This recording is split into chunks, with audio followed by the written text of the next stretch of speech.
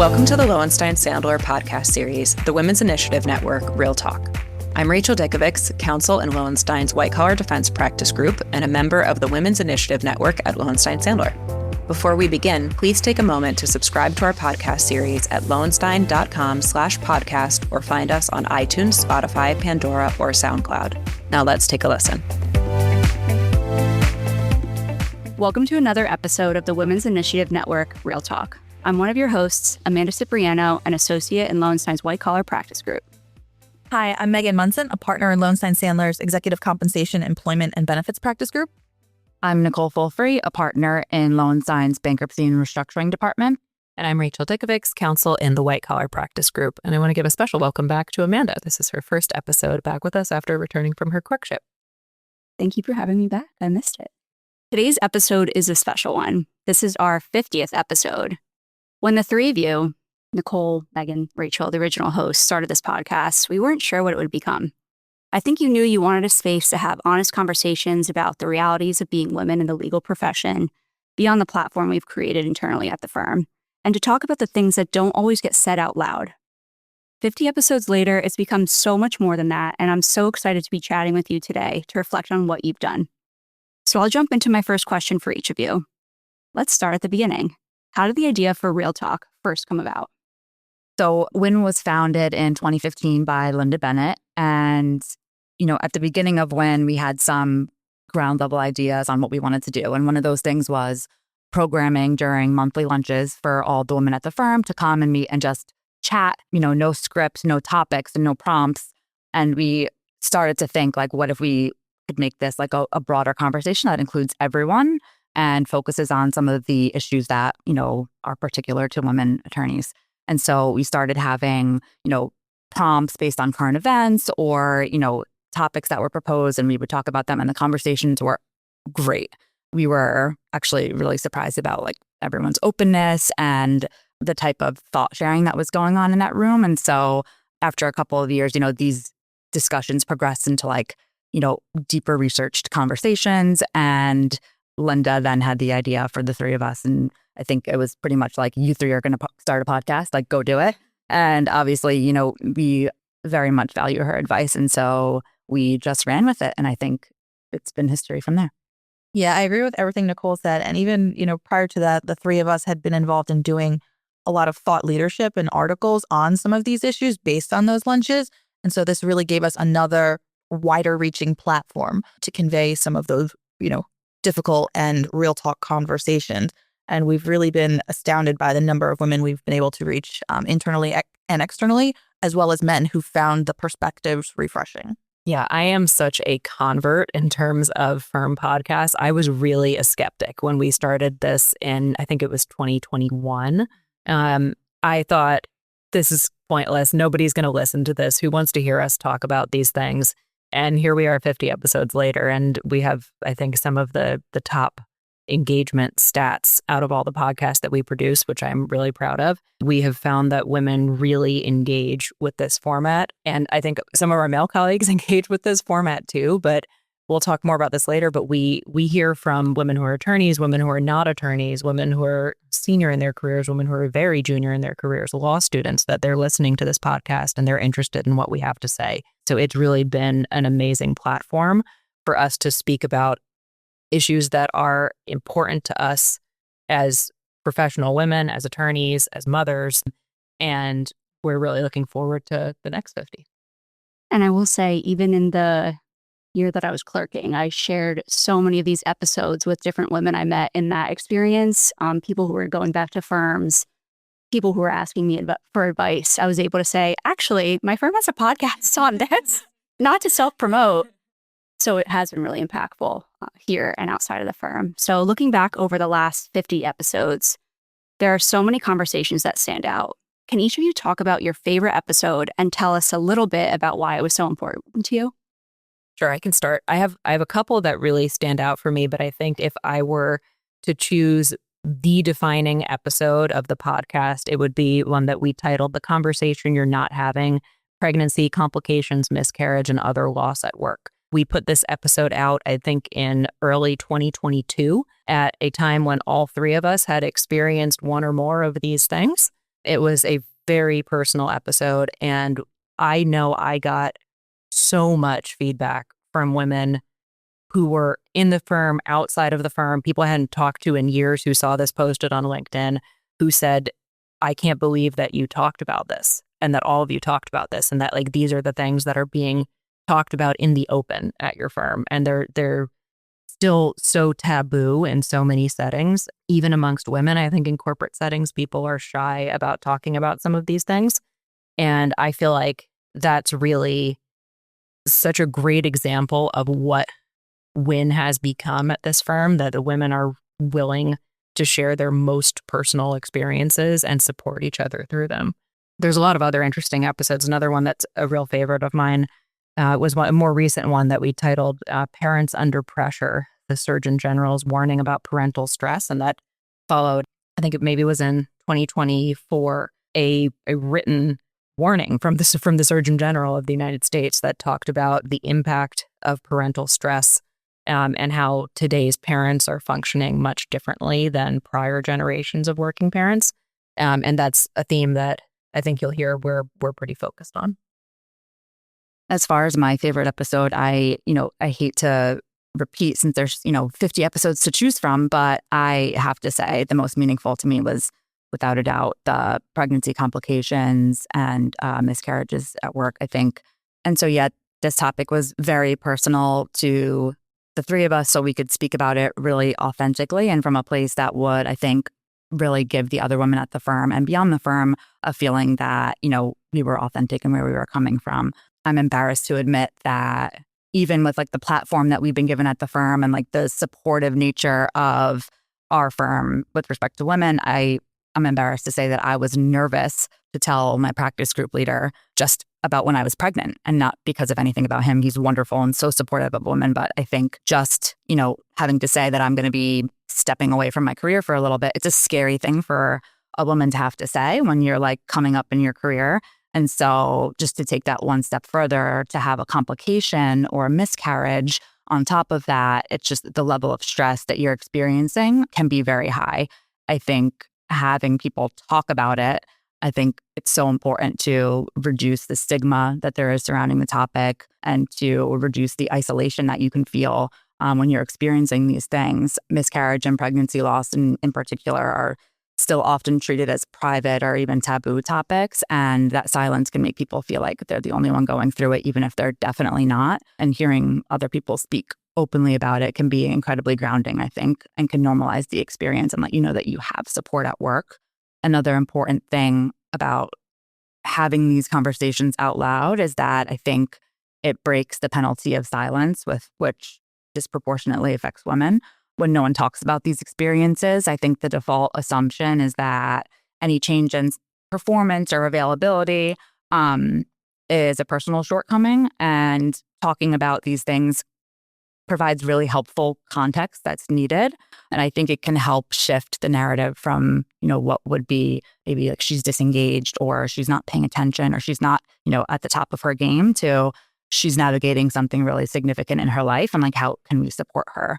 And I think when leaders or colleagues are able to talk about these things amongst each other with a degree of openness, I think it gives a signal of like safety to the other women at the firm, because people aren't spending their energy on hiding what they're going through.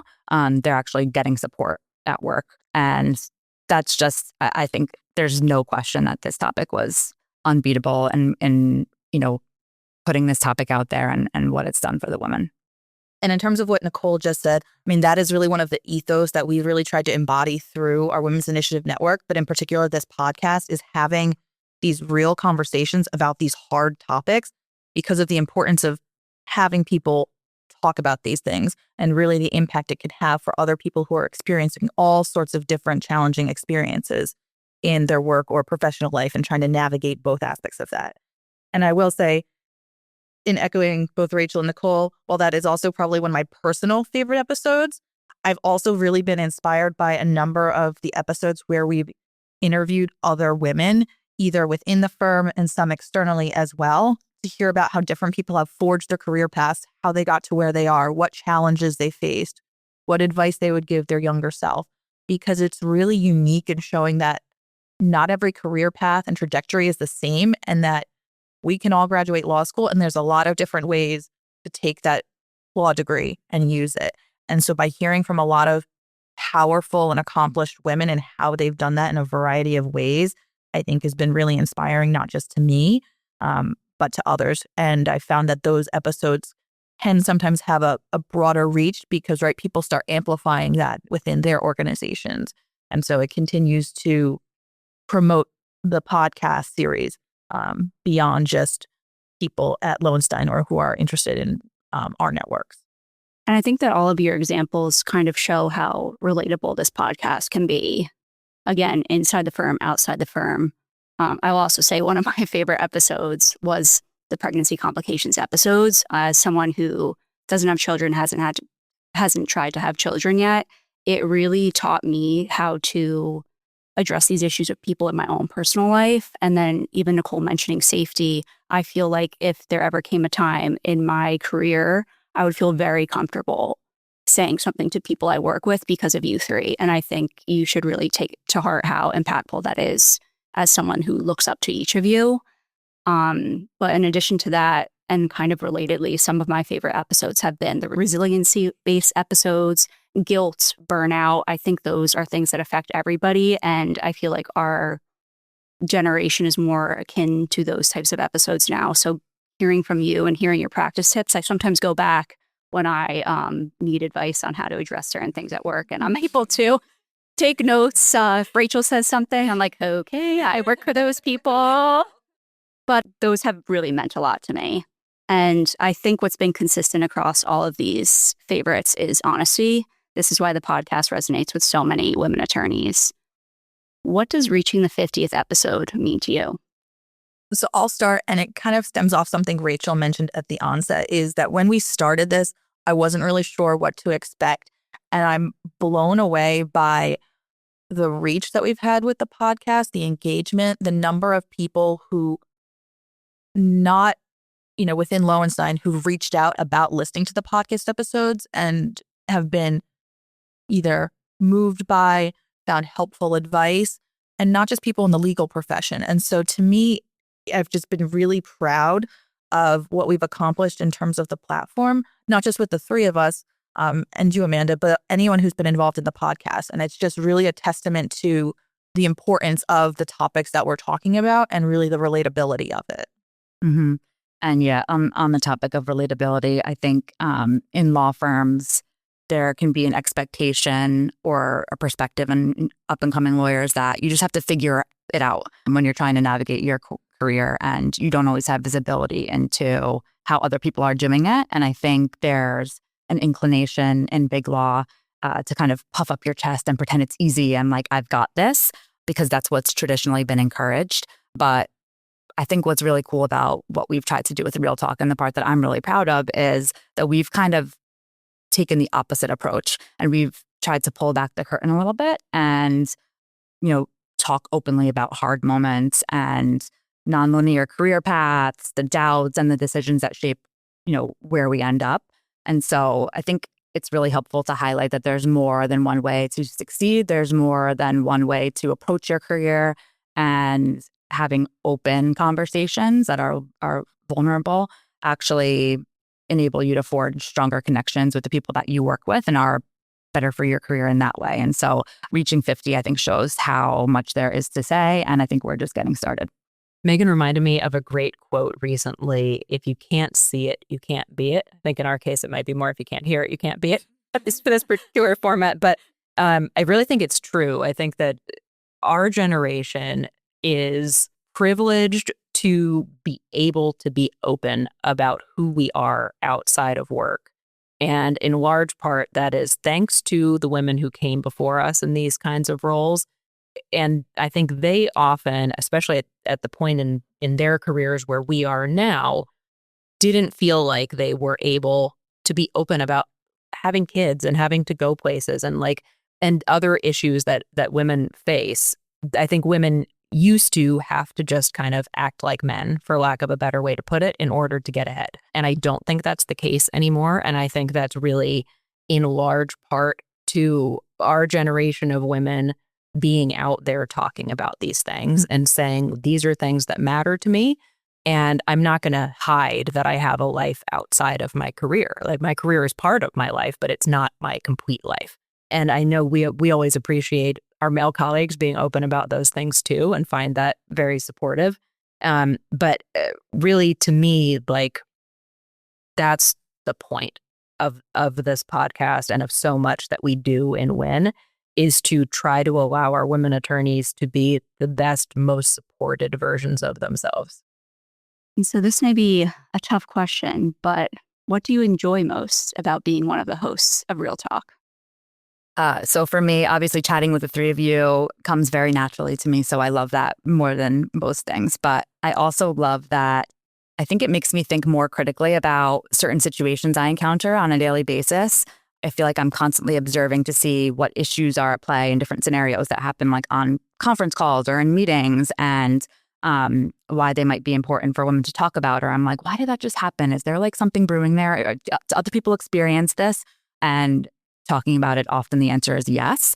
And so I think it's very cool to kind of be able to curate the topics, and whatever we think is relevant to talk about, we can talk about, and we're supported in that way. And I think it's nice to be put in a position where you can identify problems and try to maybe ultimately solve them. But if not, at least we're starting the conversation, which I think is really fun for me.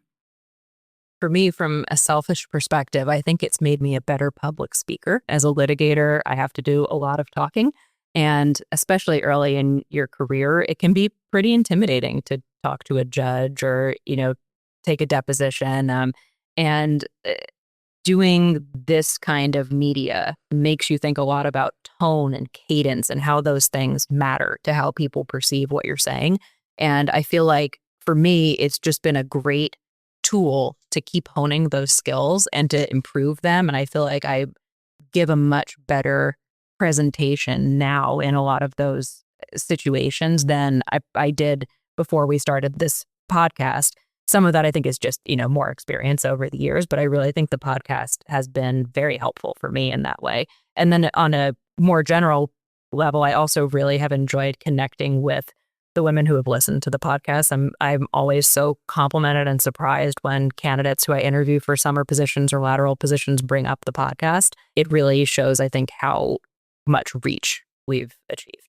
And a great way to flatter us. Yeah. For me, the monthly lunches that Nicole talked about was something where I found a lot of career growth and found a lot of value in my junior years of learning about different issues that women who've come before me encountered and how to navigate that. And so by doing this podcast, I really find a lot of value in paying it forward and allowing us to share more broadly the perspective of some of these really important topics that we discuss internally with a wider audience, because these are really important things to talk about and not a lot of people are. So just being fortunate enough to have this type of platform and to be able to pass on our collective knowledge and the knowledge that we learned from our other female colleagues, again, with a broader reach, has been really important. And, I'll add on that we've even had a spinoff to Real Talk that was created entirely by junior associates that we work with from conception to execution. Anyone can really join the podcast, and it's a great way to collaborate with other women at the firm or on non-legal work. And so it's really been a great way to open up many doors for ourselves and for the other women we work with. Check out the Coffee Chats subseries. And so we touched on this a little bit, but in working on this podcast over the past 4 years, what have you learned? For me, it's really emphasized that what we're doing here in WIN at Lowenstein is unique amongst law firms. I don't know of any other podcast like ours with multiple women attorneys talking about issues like this, especially something that's sponsored by their firm.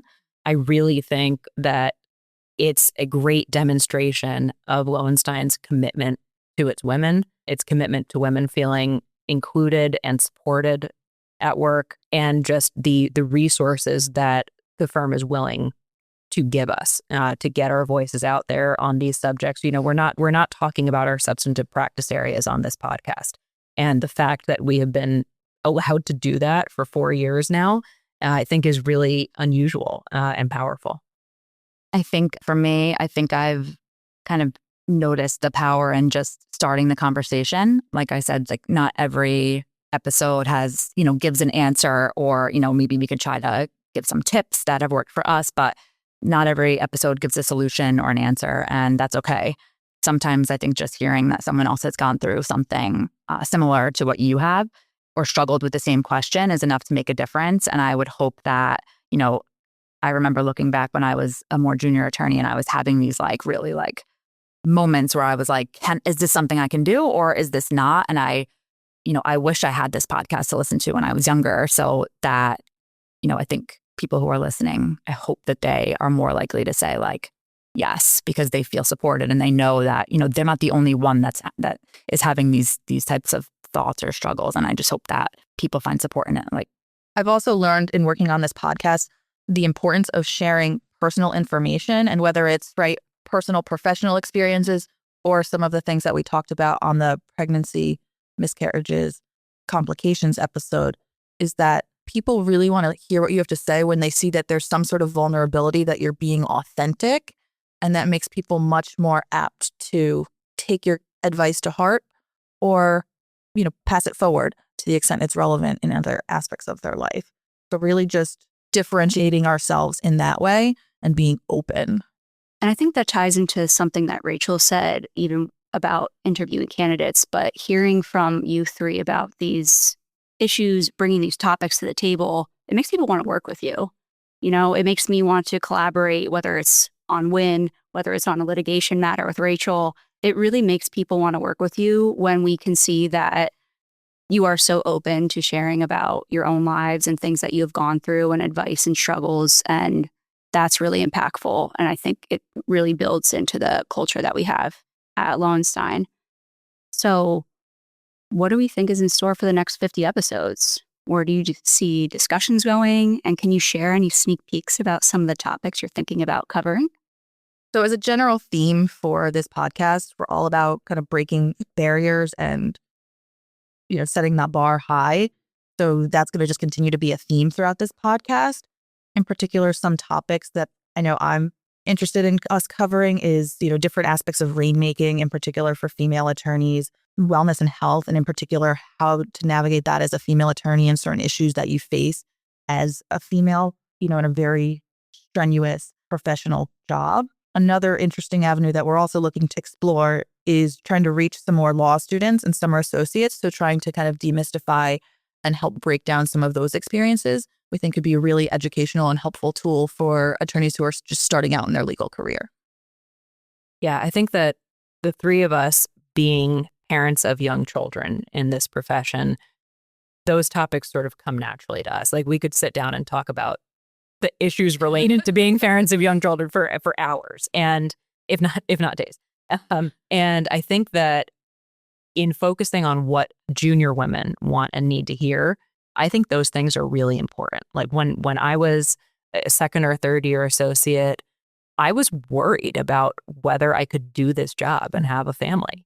And I think that that's a pretty common experience. And so I think the more that we are out there talking about the ways we make this work, times where it feels like it isn't working, sharing both the lower points and the high points, and just being real and authentic about what it is like to do that is something that I think is important to junior women to hear, because I think there's a lot of fear and anxiety amongst more junior women around making their whole life work. And I think the more that we talk about those things, the better. Yeah, I totally agree. And I think I struggled with some of the same things when I was a more junior attorney. I, always saw myself being like a mom and like a real involved mom. And I think the traditional thought is that you cannot be like a really involved mom and a partner at a big law firm. So I think for me, what I'm really interested in focusing on is similar to what you were talking about, Rachel. I think some of these topics that challenge some of the outdated expectations of professionalism, especially law firm professionalism for women and, working parents in general. I think firms don't improve what they don't see or hear about. And when these topics are part of real conversations, it becomes a lot easier to advocate for things like more thoughtful and flexible leave policies, clear communication norms, better coverage systems, more thoughtful reintegration processes after leave. And without those conversations, policies, I think, tend to lag behind what, the needs of reality. And while there's no doubt that these things are not necessarily gender specific, I think there's no question that some of the approaches to these items disproportionately affect women. And so, yes, focusing on challenging some of the more traditional views on being a lawyer with the goal of just, at least starting these conversations and maybe more, but things that really support the retention of women attorneys and long-term career growth are really important to me. Well, it sounds like we have a lot to look forward to. So whether you've been with us since episode 1 or you're just tuning in now, thank you. Thank you for listening, for engaging, and for being part of this conversation. Here's to the first 50 episodes of Real Talk and the next 50 to come. Thank you for listening to today's episode. Please subscribe to our podcast series at lowenstein.com/podcasts or find us on iTunes, Spotify, Pandora, or SoundCloud. Lowenstein Sandler podcast series are presented by Lowenstein Sandler and cannot be copied or rebroadcast without consent. The information provided is intended for a general audience. It is not legal advice or substitute for the advice of counsel. Prior results do not guarantee a similar outcome. The content reflects the personal views and opinions of the participants. No attorney-client relationship is being created by this podcast, and all rights are reserved.